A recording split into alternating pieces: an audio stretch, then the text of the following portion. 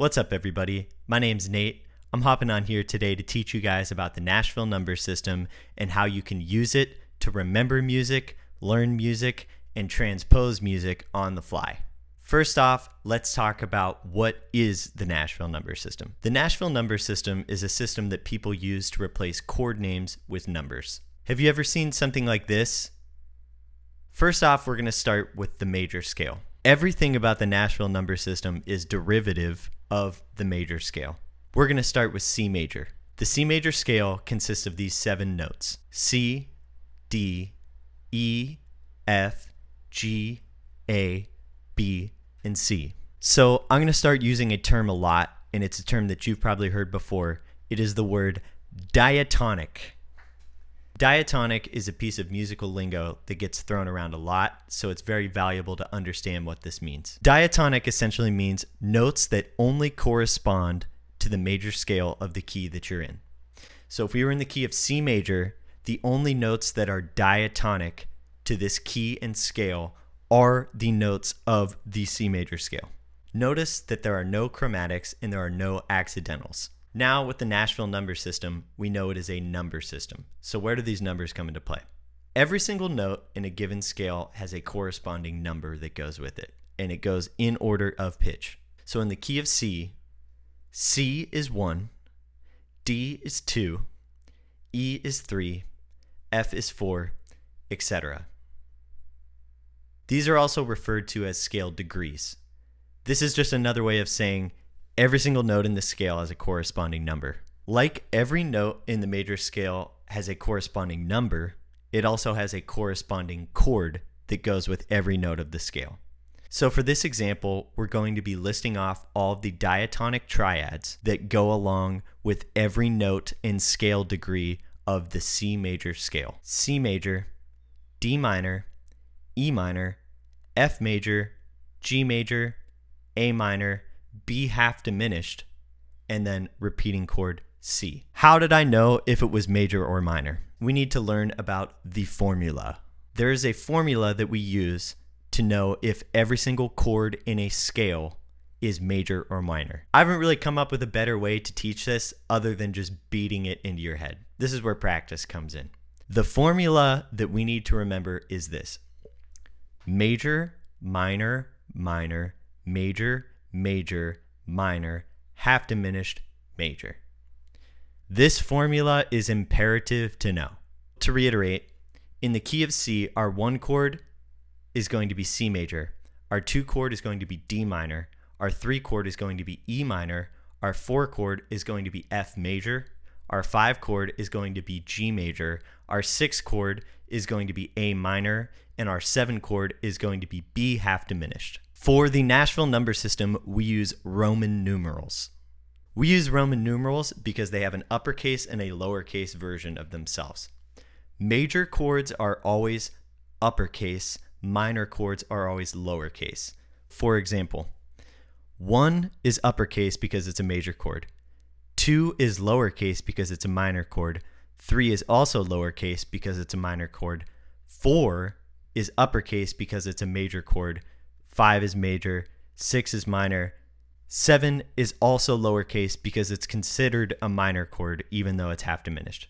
This is an example of how we use the Nashville number system. Somebody looks at you at a gig and they're like, "Oh man, do you know this song?" And you're like, "No, I've never heard that song, like I don't know it." And they're like, "Oh, it's easy. It's 1 6 4 5 in the key of C." That means your 1 6 4 5 chord progression in the key of C is going to be C major, A minor, F major, and G major.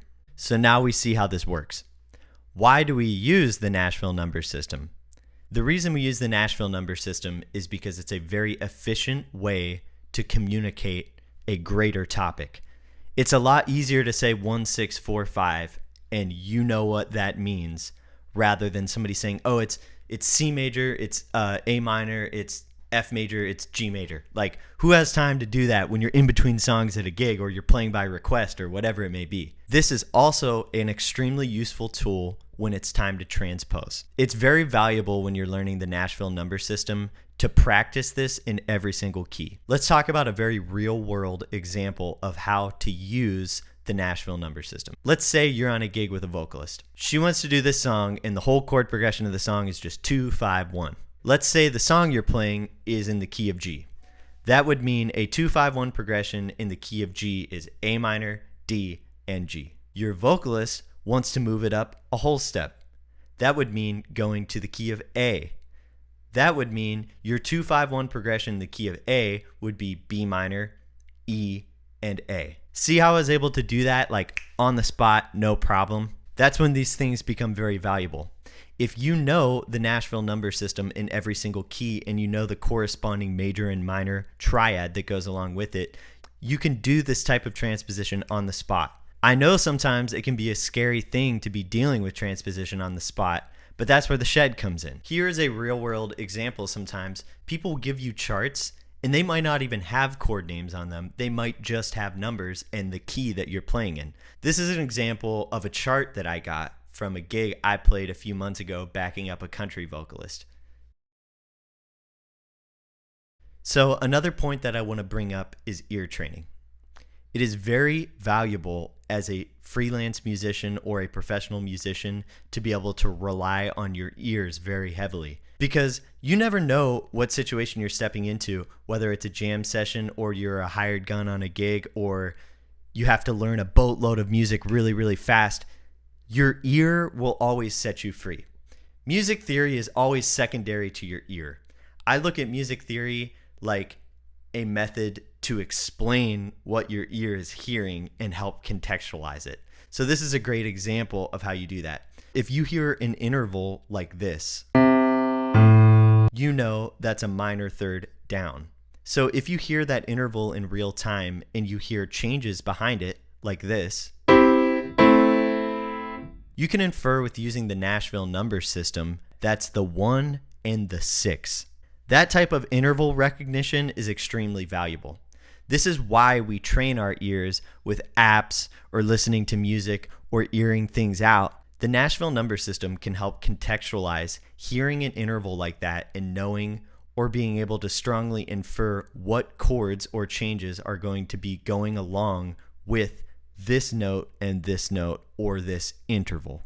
It's very valuable to just know the corresponding triad to every single scale degree, knowing the formula major, minor, minor, major, major, minor, half diminished major, and getting yourself familiar with some very basic progressions that you see out in the wild, such as 1, 6, 4, 5, 2, 5, 1, 3, 6, 2, 5, 1, or 1, 4, 5, 1.